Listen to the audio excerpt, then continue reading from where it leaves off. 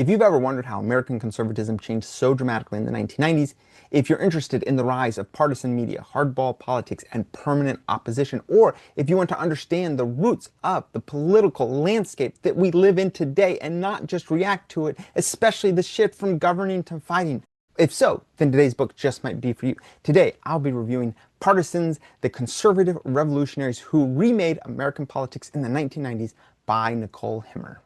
Welcome to Spencer Reads Everything. I'm your host, Spencer Duncan, and on this channel, I review everything I read, fiction and nonfiction, classics and new releases, with the goal of helping you decide what might be worth your time and what might not be, depending, of course, on what kind of reader you are. Today, I'm reviewing Partisans, the Conservative Revolutionaries Who Remade American Politics in the 1990s by Nicole Hemmer. I picked up this book because I was already familiar with Hemmer through her involvement with the podcast This Day, which I believe was formerly This Day in Esoteric Political History. I've always found her insights to be thoughtful and genuinely thought-provoking, especially her ability to situate political moments within longer historical arcs. Because of that, I finally decided to pick up one of her books, and Partisans seemed like the right place to start. The book focuses on a decade that often gets treated as a political bridge between the Reagan era and the 21st century, but Hemmer argues that the 1990s were far more transformative than we usually acknowledge. This is a book about how partisanship became a governing strategy rather than a byproduct of political disagreement. But before we dive into the book, let's talk a little bit about Nicole Hemmer. Nicole Hemmer is an American historian and journalist whose work focuses on modern U.S. political history, conservatism, media, and partisanship. She is a professor of history at Vanderbilt University, where she specializes in 20th and 21st century American politics. Hemmer earned her PhD in history from Columbia University, and her academic training strongly informs her approach to political history. Her work consistently emphasizes how political movements are built through media ecosystems, institutional strategies, and long-term ideological commitments rather than spontaneous grassroots shifts. In addition to her academic career, Hemmer is widely known for bringing historical analysis into public conversation through essays, commentary, and, of course, podcasts. She has written for major outlets and is especially skilled at explaining how political strategies develop over time. She's the author of several books, including Messengers of the Right, which examines conservative media networks. I believe that was actually her dissertation that got turned into her book. And this one, Partisans, which focuses on the transformation of American conservatism in the 1990s. Hemmer is also co-host of the podcast This Day, as I said, formerly This Day in Esoteric Political History, where she regularly situates current events within deeper historical context. Now, let's take a look at this chapter by chapter. There's not too many chapters, but I thought I would give at least a little bit about each chapter that tries to break down what this book is all about. It, of course, starts with an introduction, the puzzle of the Partisans. She opens with a deceptively simple question. If Ronald Reagan's presidency represented the triumph of American conservatism, why did that political settlement collapse so rapidly in the 1990s? Rather than viewing the decade as merely a time of partisan polarization, Hemmer reframes it as an era of right-wing radicalization. She argues that a group of conservative actors rejected the idea of governing consensus and instead embraced permanent opposition as a political strategy. These figures were not marginal extremists operating in secret. They worked openly within their think tanks, media organizations, advocacy groups, and Congress itself. The introduction establishes Hemmer's central claim that today's political dysfunction did not emerge suddenly, but was consciously built during the post-Cold War moment by people who believed that power, attention, and ideological purity mattered more than democratic norms or policy outcomes. Chapter 1, The Revolution. This chapter begins with the apparent triumph of the conservative movement following Reagan's 1980 victory. Hemmer shows that while Reagan's presidency was widely interpreted as a political revolution, it quickly revealed internal contradictions. Reagan governed pragmatically, compromising with Democrats, expanding deficits, and accepting institutional constraints. For many conservatives, this exposed a gap between ideological aspiration and political reality. Hemmer argues that disappointment with Reagan's governance did not weaken conservatism, but reshaped it. Activists and commentators increasingly rejected the idea that electoral success should lead to compromise. Instead, they began to view confrontation as the truest expression of conservative principles. The chapter establishes a key theme of the book, that success in office did not pacify the movement, but instead radicalized segments of it that believed victory had been squandered. Chapter 2, The Apostate. In this chapter, the author explores how Reagan himself became recast as a traitor by parts of the conservative movement. Once hailed as the embodiment of conservative values, Reagan was increasingly criticized for failing to dismantle the federal government or negotiating with Democrats and engaging in diplomacy with the Soviet Union. Hemmer shows how accusations of apostasy became a powerful organizing tool. By framing compromise as betrayal, conservative activists could delegitimize moderates within their own ranks. This chapter highlights how ideological purity tests hardened during the 1980s and early 1990s, pushing conservatism away from coalition building and toward internal policing. The label of apostate helped redefine conservatism not as a governing philosophy, but as a posture of resistance, making compromise politically dangerous and morally suspect. Chapter 3, The Populists. Here, the author traces the rise of conservative populism as a defining force in post-Cold War politics. She argues that populism allowed conservative leaders to redirect frustration away from policy failure and toward cultural resentment. Elites, experts, journalists, and even Republican officials became convenient enemies by framing politics as a struggle between the people and corrupt institutions. Populists justified increasingly aggressive tactics and rhetorical escalation. Hemmer emphasizes that this was not a spontaneous grassroots uprising, but a strategic recalibration. Populist language provided emotional intensity, media appeal, and moral clarity even when policy goals were vague or contradictory. The chapter demonstrates how populism became a bridge between mainstream conservatism and more radical ideas, allowing resentment to flourish under the banner of democratic authenticity. Chapter 4, Reagan's Heir. This chapter examines the contested struggle to define Reagan's legacy in the 1990s. Hemmer shows how various conservative figures attempted to claim Reaganism while selectively redefining what it meant. Rather than emphasizing Reagan's optimism, coalition building, or pragmatic governance, his heirs focused on confrontation and cultural grievance. Reagan became a symbolic weapon rather than a governing model. Hemmer argues that this mythologizing stripped Reagan of complexity and turned him into a rhetorical shield for far more aggressive politics. The chapter illustrates how historical memory can be reshaped to serve contemporary agendas, allowing political actors to claim continuity even as they radically depart from past practices. Chapter 5, The Other Leaders of the Opposition. In this one, Hemmer turns her attention to conservative figures who operated outside formal party leadership but exercised enormous influence. Media personalities, activists, and movement leaders increasingly positioned themselves as the true opposition, unconstrained by electoral accountability. These actors thrived by attacking Democrats and Republicans alike, cultivating audiences through outrage and ideological certainty. Hemmer shows how the rise of conservative media ecosystems rewarded confrontation over competence and spectacle over substance. This chapter is especially important for understanding how power migrated away from institutions like Congress and toward platforms that prioritized attention and loyalty. The result was a politics driven less by policy goals than by performance and provocation. Think Rush Limbaugh. He is probably the most important individual in this chapter, although she covers quite a few. Chapter 6, Angry White Men and Women. In this chapter, Hemmer analyzes how anger became a central political resource. Conservative leaders increasingly framed social change as an assault on white Americans, particularly those who felt economically or culturally displaced. Importantly, she complicates gendered assumptions by showing how women were active participants in this politics of grievance. Women organized, they spoke, they fundraised, and they legitimized narratives of victimhood and resentment. This chapter demonstrates how emotional mobilization replaced policy coherence as a driver of political engagement. Anger was not merely expressed, it was cultivated, it was amplified, and monetized within conservative networks. Chapter 7, Race Sells.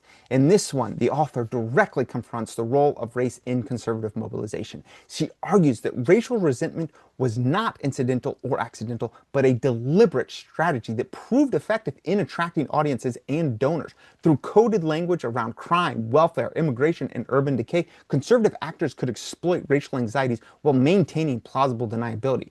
Hemmer shows that these strategies flourished in the media environment of the 1990s, where provocation translated into attention and profit. This chapter underscores how racialized politics became embedded within conservative institutions, shaping both messaging and priorities in lasting ways.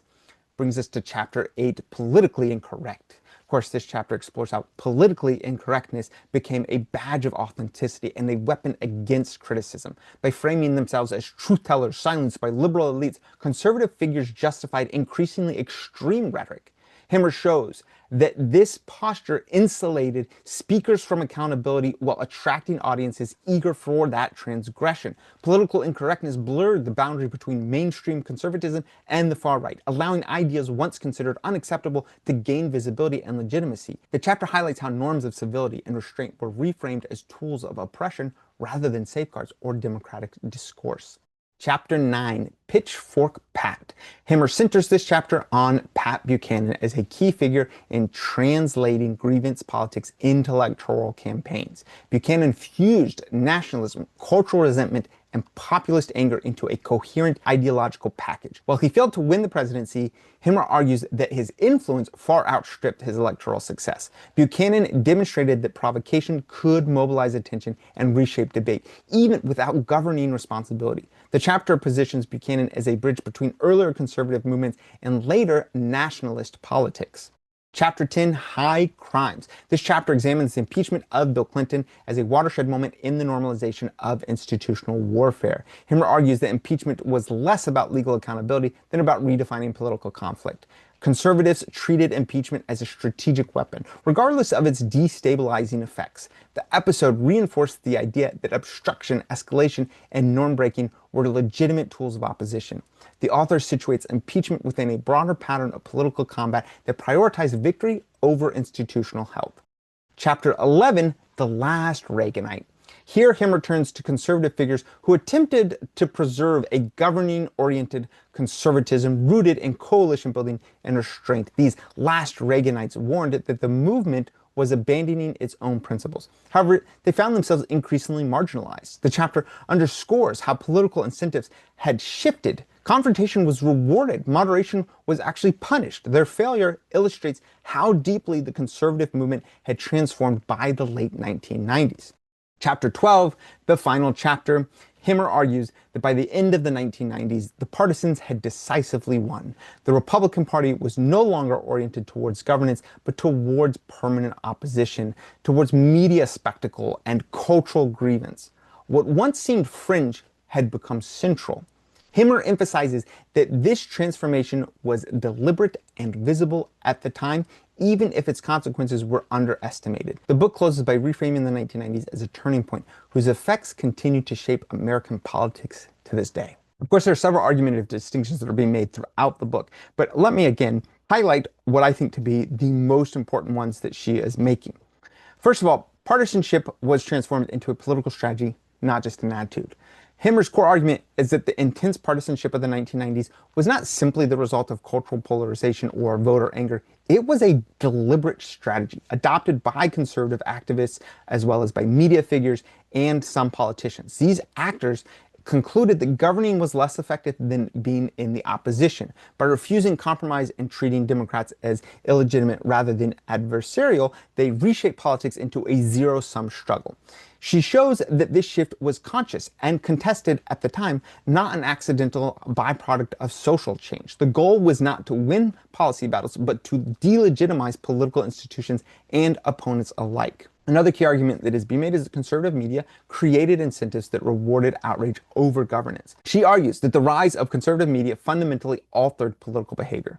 Talk radio, cable television, and direct mail fundraising created economic incentives for outrage, as well as conflict and this sense of ideological purity.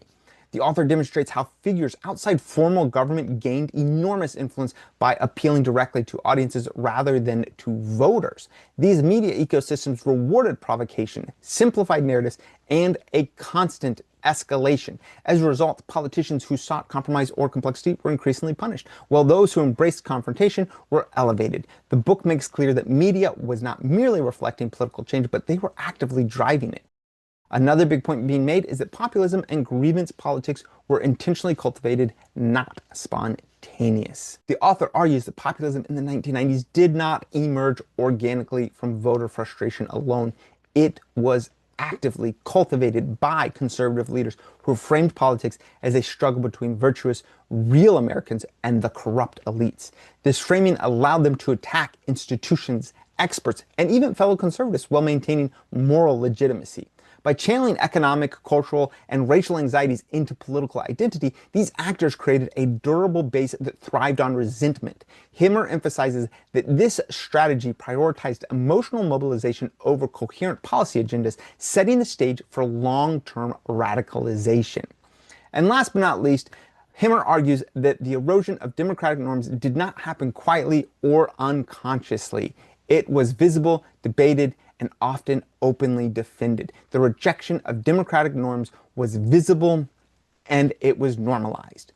From impeachment tactics to rhetorical escalation, conservative leaders tested institutional boundaries and found that there were few meaningful consequences. Over time, behavior that once seemed extreme became normalized. Hemmer's work challenges narratives that treat today's political dysfunction as unprecedented or unforeseeable. Instead, she shows that the foundations were laid decades earlier through strategic choices made in full view of the public. I must say that I really enjoyed this book.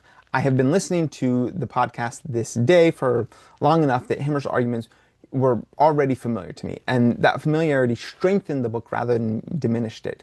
I think that this book brings together ideas that she has been developing in public-facing work for years and presents them in a sustained and a fully documented historical analysis. The result is a coherent, persuasive account that benefits from the space and rigor of a book-length treatment.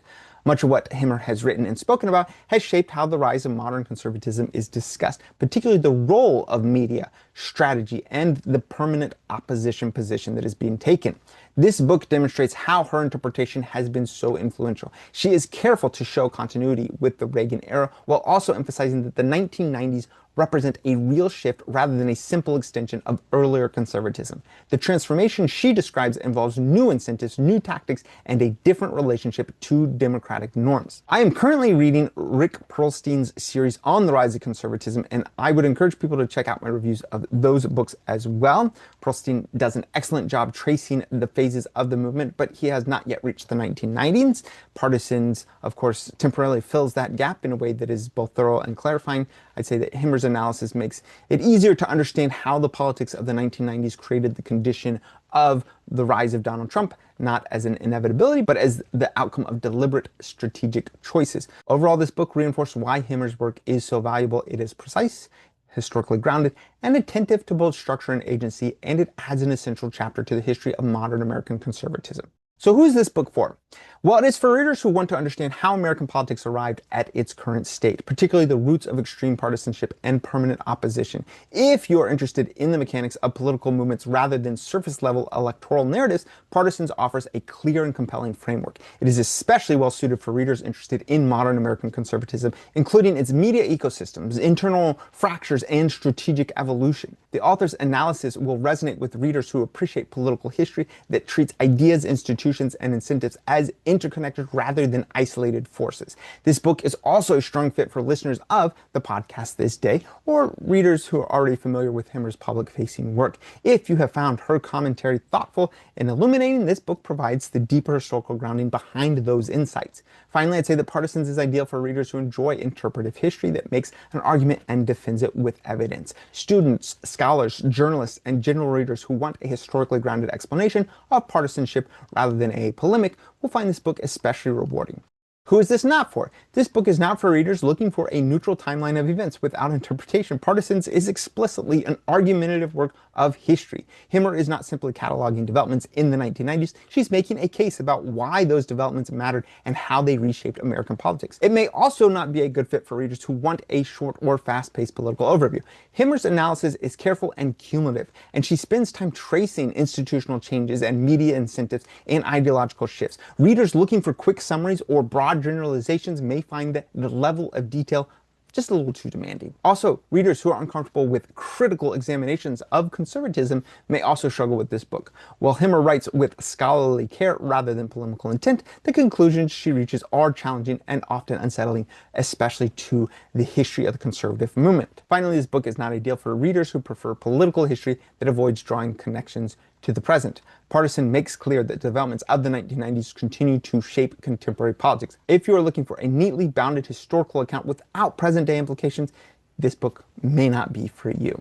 Partisans is a strong and convincing work of modern political history. Nicole Hemmer makes a clear case that the transformation of American conservatism in the 1990s was not accidental or inevitable, but the result of deliberate choices made by political actors who believed permanent opposition was more effective than actually governing. By focusing on strategy, media, and incentives, she explains not just what changed, but why those changes endured. What makes the book especially valuable is its ability to hold continuity and rupture in tension. Hemmer shows how Reagan-era conservatives laid the groundwork for what followed, while also making clear that the 1990s represent a real break in tone, but also in tactics and especially in norms. The rise of grievance politics, the weaponization of media, and the erosion of democratic guardrails emerge as structural developments rather than temporary excesses. This is not a nostalgic or moralizing book. It is careful, it is historically grounded, and attentive to how power actually operates. Partisans succeeds because it treats partisanship not as a mood, but as a political system that was consciously built and rewarded. For anyone trying to understand the trajectory of American politics over the last several decades, this book is an essential piece of that puzzle. Of course, I'd love to hear your thoughts about this book. Please let me know what you're thinking about Partisans or any other work by Hemmer or any other book of this nature. Please let me know what you're thinking in the comments. If you want more book reviews like this, or maybe not like this at all, but something completely different, please take a look at my channel. I review everything. I cover fiction, nonfiction, young adult novels, literary classics, new releases, and everything in between. After all, the name of the channel is Spencer Reads Everything. And if you're enjoying this video or any of my videos, please share them.